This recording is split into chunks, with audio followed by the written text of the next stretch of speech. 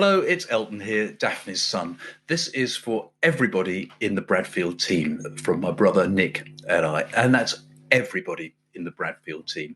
From those you that we've met over the years when visiting Daphne, to those we became really close to in the final days of Mum's life, and to those of you who work behind the scenes, the housekeepers, the chefs, the gardener, the kitchen staff, the maintenance person, the hairdressers, the night shift team, those people we've never met.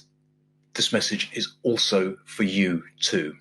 In fact, it's for all of you because collectively you gave Mum an environment of calm and peace, of comfort and of love and of care. And this is so much appreciated by Nick and I, but not only by us, it's also very much appreciated by Mum herself. But Nick and I wanted to say thank you for the care that you gave her.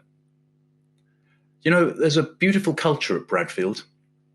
I think back to just a couple of months ago, to Mum's 100th birthday, and how beautifully the room was set out, and all the special attention Daphne received. Do you remember when you all came in and sang happy birthday to her? She absolutely loved that. And this lovely photo of Daphne, this was taken by Jackie, who captured the happy expression on Mum's face with the birthday card from the King and Camilla in the background. So thanks, Jackie, for going the extra mile to make sure Mum had such a happy day. And she had many other happy times under your collective care. I'm sure she shared many stories with you of her travels around the world. That made her really happy talking about that.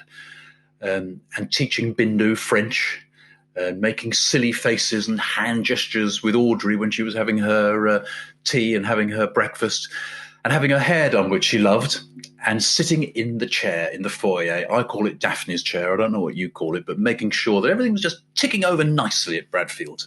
You know what I mean. And she told me and Nick recently she'd had a very happy life, which was brilliant to hear and really comforting for us. But think about it for a second. She spent nearly 1/10 of her life with all of you at Bradfield. So thanks again for looking after her and making her happy. And that brings us on to the final days of Daphne's life. What you all did was incredible, absolutely incredible. The first thing I noticed was how prepared you were. Nikki Gladwish, you suspected the end might be nearing, and you put everything in place, having the medication signed off with the doctor, so if the district nurses were called, they could act quickly should Mum's health deteriorate, which it did.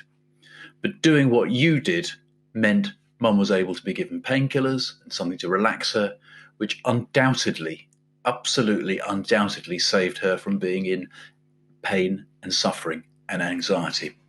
And Nikki, thanks for all you did for Mum. I love your energy and efficiency and pragmatism, but I also love the way we found time to have little chats about other things as well, not just about my mum.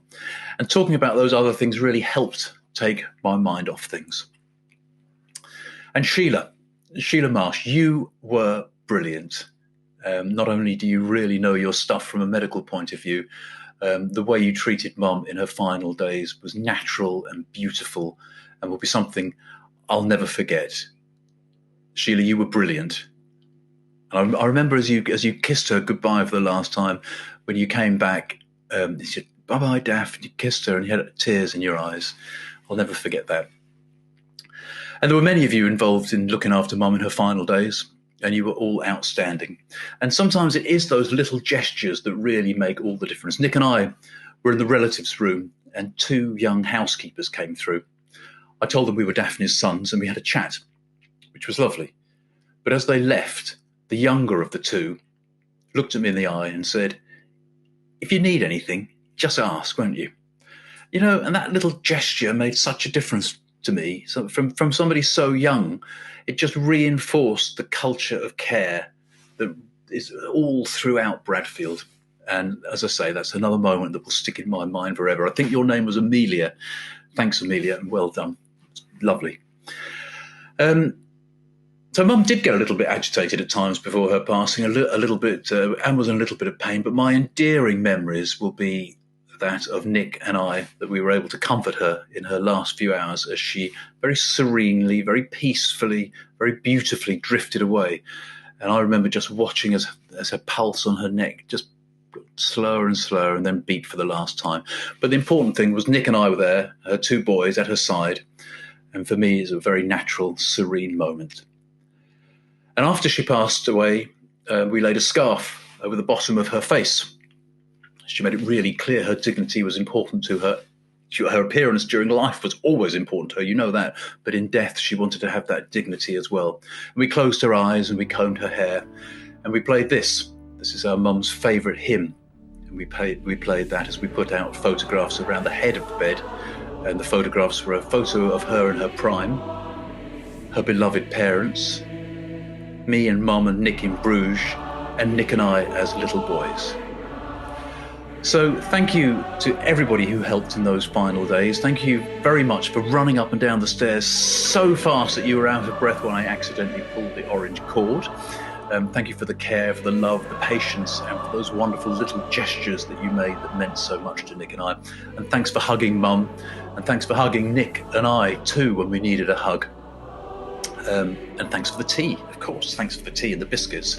And thanks for the hot chocolate made with 2 heaped spoons of chocolate powder, and the cakes, of course. So, but not only that, thank you for your concern and comforting words and your expertise. So the people that I really bonded with in the last few days of Mum's life were Rebecca and David and Nikki and Tanya and Lisa, Sheila, Demi, Kerry, Evie, Julie, Lynn and Linda, but each and every one of you at Bradfield.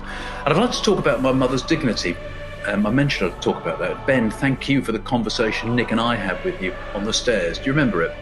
You reassured us how caring the district nurses were after Mum had passed away, and the undertakers, that they've been really respecting of Mum's dignity, making sure that scarf was on at all times. Now, you didn't have to tell us that, but you did, and that is another conversation I will never forget. So thank you for looking after Mum's dignity, Ben.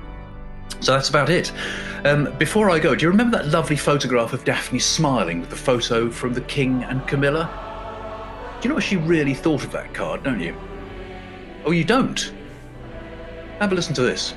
I'll let her explain herself. So what do you think about getting a card from the King? I wasn't terribly thrilled. So that was Mum all over. That is our wonderful Mum who single-handedly brought up Nick and I. So thank you again, Team Bradfield. You made a huge difference. I will leave it now to Mum, to Daphne, to have the last word. Actually, the last wave. Thank you, Team Bradfield. From Nick and I, thank you.